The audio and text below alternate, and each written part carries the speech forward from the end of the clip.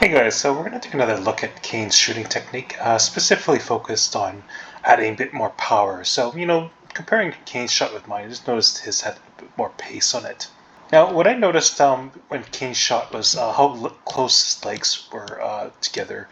When you see mine is a bit further apart. So I talked about with Kane's technique, as you hit the ball like on this side, is generally to open your hips the opposite way and then get on that side so you can go there, rather than turn your hips onto the ball. So here's one of my attempts.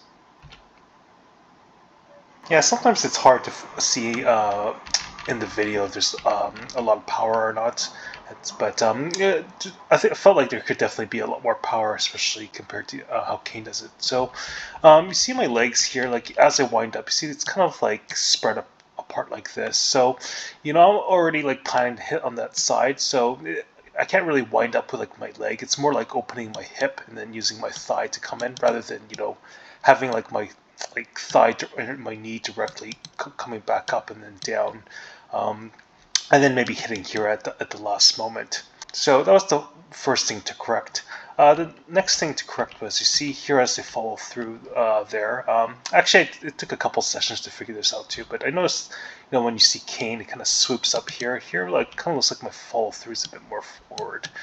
Now, King typically has this, like, see his leg kind of like sweeps up like this. So first wanted to imitate it and then understand why. But as I did a couple sessions with this, I realized that sometimes Kane does like just kind of fall through here if he's running really fast and trying to avoid a defender. But generally, you get a lot more power.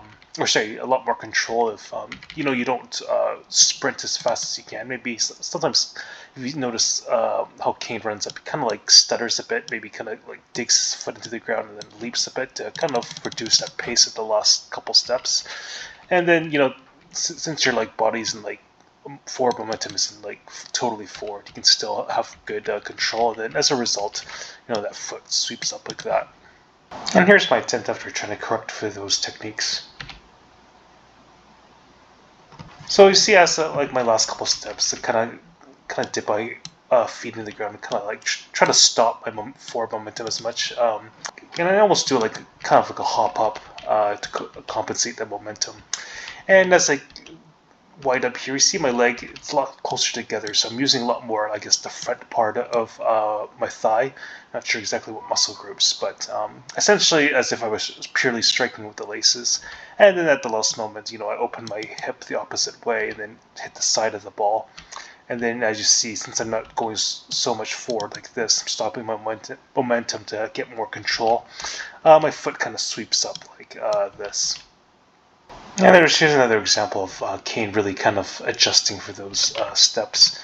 I always wondered why. I thought maybe it was to kind of fool the keeper, but I think it's just to get more control. Like, he's not going forward too much. It's like kind of like digs his foot in and goes up a little bit to get his shooting technique on point.